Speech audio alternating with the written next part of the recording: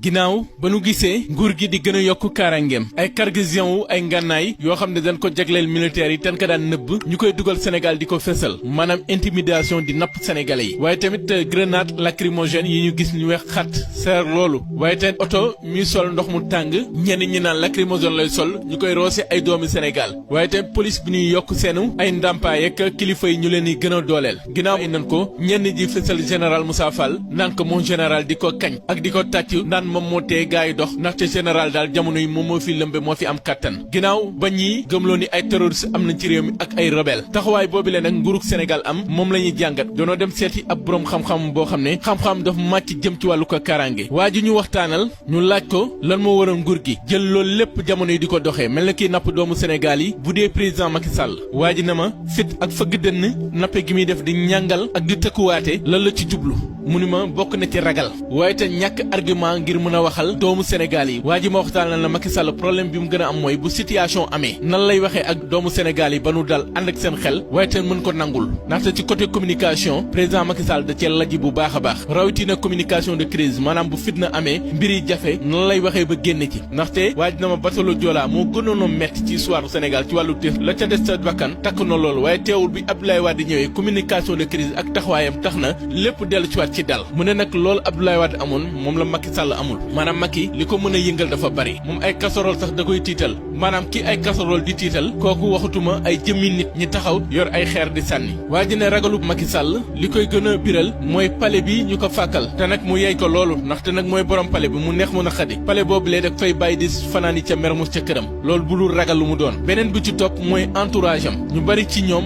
jegeetun ko rawatina ñi mu jàpp ni am nañ ambition politique teg ci ragal googu le nag la ko gën a yokk mooy weeru mars atum 2021 bi ñu weesu xam ne bu doon ni ab mbër ñu ne benn tànk mi ngi ci ginnaaw saaku yi ban jógee ci weeru mars ak tey jii ñàkk fi ragalu ko Macky Sall ci la gën a fes li ma waa ji wax ndaxte boobaak tey wóolul kenn jafandu na ci Covid 19 ngir napp sénégalais yi waaye loolu sottiwul ñu indi mbiri Sonko ak Adji Sarr loolu sottiwul mbiri Karim Wade ñu bari ñu ngi doon wax naan ay mbiri traque des biens mal acquis waaye la mu ci gënoon a jublu mooy alal ji mu jàppoon ni PDS am nañ ko ndaxte ginnaaw Karim Wade rek Aïda Ndiongue la jël tëj ci kaso bi Khalifa Ababacar Sall ak ville de Dakar ak budget ba fa nekkoon ragal Khalifa taxoon na mu tëj ko ci kaso bi waaye nag kiy faral di yab di nga yab client boo xam ne doo xam foo koy yekkale ndax laal na ku ne waaye bi mu dalee ci laa làkkee ci la ragalam gën a fes ak maytoom ndaxte jamono yi nalawatul bay yandoor waa ji na ma Ousmane Sonko ak gaay yi mu àndal danoo war a xam ni ki ñuy jàkkaar lool am nappekat la di Macky Sall waaye doonul ko ñeme noonu waa PDS yi bokk na ci ñoo xam ne boo petoog ñoom di waxtaan ak ñoom ñi ko xam dëgg-dëgg dina la waa ji mës ta ñeme mën na nappe nag fuural ba ñëpp ne ku mu jàpp rey la looloo indi sax ku mu jekku dugal la ci kaso ragalam googu nag la koy dëggal waa ji nee ne ci jamono mës na waxtaan ak waa joo xam ne ku xam kii di Macky Sall la bu mësaan a ànd ak ay moroomam ñii dem di yéeg garab Macky daawul yéeg da daan taxaw ci suuf ndax ragal a yéeg fu kawe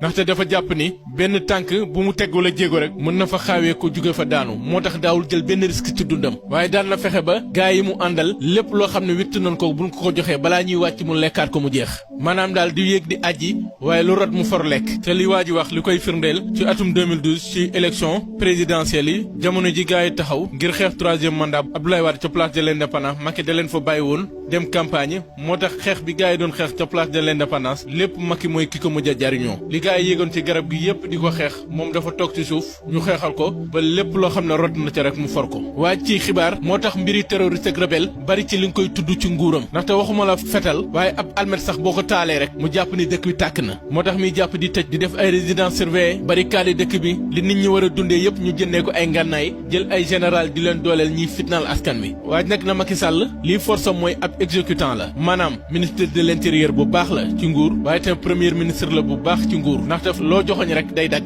waaye bu dee président moom des na ndax fit wi day maas moo tax képp ku mu jekk ci géew politique bi sax bu lay mboqub ragal la lay mboq maanaam bu la jekkoo fekk deewoo du la ba loolu nag la Ousmane Sonko ak gaay yi mu àndal war a xam ci président Macky Sall ma laaj waa ji posture Ousmane Sonko nan la war a def ba jàkkaarloo kii di président Macky Sall mun na posture bi Sonko jël mooy posture bi gën mun na parce que président Macky Sall xamul maslaa ki ma ne ak moom mooy ki ko yan li mu attanul maanaam di wañ loxoom di ko teg pression bu tar ci wàllu communication mais aussi tey rapport de force bi nga koy teg bu baax a baax waaye tamit doo ko may dara ci mbedd mi ndaxte bu dee Khalifa di Karim ñoom ñëpp noyel mooy li leen téye ci kaso bi waaye kii di Sonko dëgëral mooy li ko téye ci biti kon ñi naan Ousmane Sonko bàyyil rassemblement yi bàyyil marche yi bàyyil wax yi te maytu fitna gi waaj na bu leen dégloo du mës a jële ci nguur gi kii di président Macky Sall ndaxte Macky Sall lu nooy lay wër te ca lay jafandiku ba mën a amaat lii di 3e mandat te képp ku bëgg a xañ faaw nga dëgëral kon mi président Macky Sall di Ousmane Sonko ak ci géeg politique bi yëpp genn kàddu rek lan leen di yóbbante mooy li waraf di wax naan